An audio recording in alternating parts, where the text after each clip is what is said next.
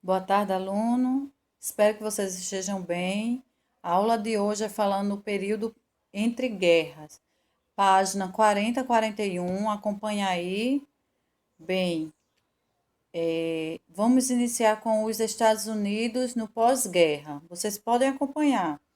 Na década de 1920, os Estados Unidos experimentavam um crescimento extraordinário, maior devedor do planeta antes da Primeira Guerra Mundial. O país tornou-se o maior credor após o seu término. Bem, as famílias médias, as famílias americanas, né, comia do melhor, vestia do melhor, usufruía da sociedade de consumo de que qualquer outra família média de outra parte do mundo. Eufórico, os estadunidenses adquiria relógio de pulso, geladeira, lata de ervilha, aparelho de barbear, enceradeira, tudo que o dinheiro pudesse comprar. Então, ele estava usufruindo de tudo que pudesse comprar. Enquanto a Europa, né, os carros era um para 84 pessoas. Os Estados Unidos era um para 6 pessoas. Bem, a quebra da Bolsa de Nova York. Esse conteúdo é um pouquinho extenso, vamos ter um pouquinho de paciência. O entusiasmo gerado pela prosperidade contagiou a Bolsa de Valores, fazendo os preços das ações das empresas estadunidenses subirem em ritmo alucinante. Comprar ação significa, de certa forma, tornar-se sócio de uma empresa. Se a empresa tinha um bom desempenho, seus acionistas proprietários das ações recebiam uma participação nos lucros. Então, o bom desempenho atraía novos acionistas e o valor das ações da empresa subia. Bem, o preço das ações disparavam. Em 1928, as ações custavam US$ 85. Em 1929, esse valor havia subido para US$ 505. Então, deu um crescimento enorme. Então, muitos acreditavam ter encontrado a receita de ganhar dinheiro. Então, esse era o auge, né? Agora vamos lá, vamos ganhar dinheiro. Então, começaram a investir nas ações. Ganhar dinheiro sem trabalhar. Quem era que investia nessas ações? Bem, era os banqueiros, engraxate, os barbeiros, homens de negócios em geral.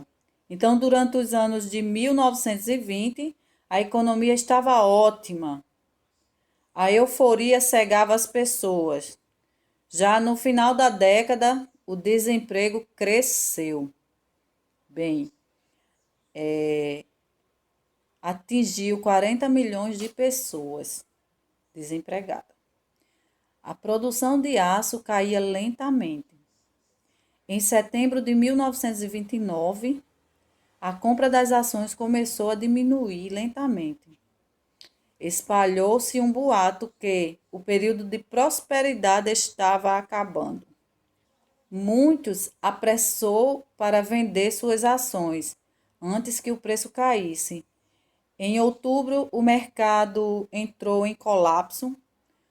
Os corretores estavam desesperados de toda parte do país. Essa situação ficou conhecida pelo nome craque da bolsa. Então, todo mundo querendo vender suas ações ao mesmo tempo. O país entrou em colapso e essa situação ficou conhecida como o craque da bolsa. A gente vai falar um pouquinho sobre a Grande Depressão. Então, a Grande Depressão foi uma piada da época, quando alguém chegava a um hotel e pedia um quarto, o recepcionista perguntava: para dormir ou para pular?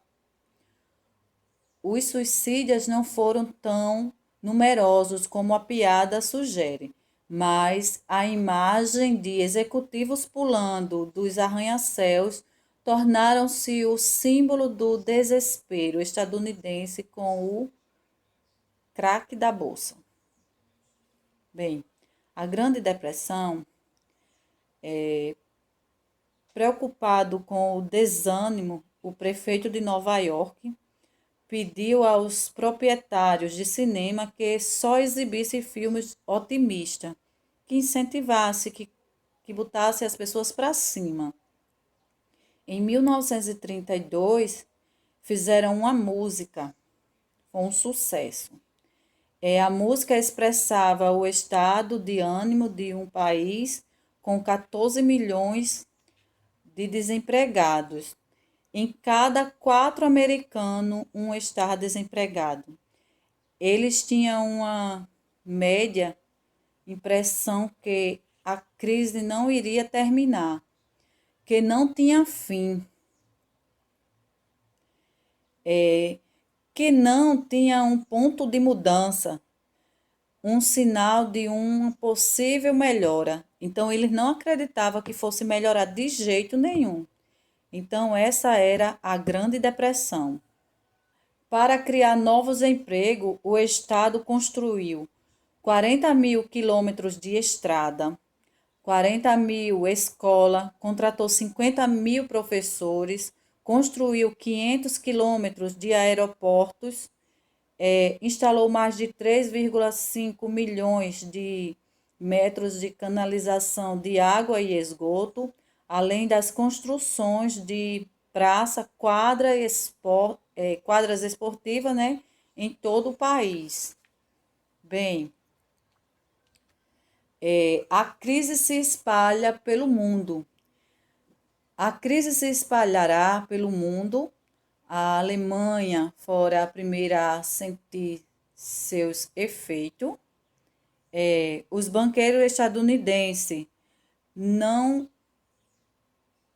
não cortaram o fluxo de novos empréstimos, como exigiram a devolução de 2,38 bilhões de dólares que já havia emprestado.